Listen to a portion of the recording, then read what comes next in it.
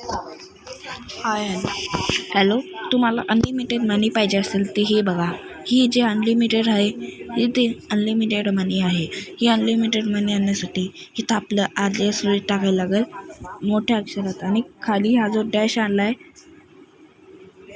हा जो डॅश 1 2 3 मध्ये आपण मनीचे जे असतं त्याच्या पुढं आहे. हा बघा इथं दिसतंय. इथं आपण इथं RJS रोहित टाकलंय, तर तुम्ही नोट डाऊन करा RJS रोहित. आणि आता RJS रोहित टाकायचं तर आपल्या गाडीचा नंबर टाकू शकता. माझ्या गाडीचा नंबर नका टाकू, माझ्या गाडीचा नंबर नका टाकू.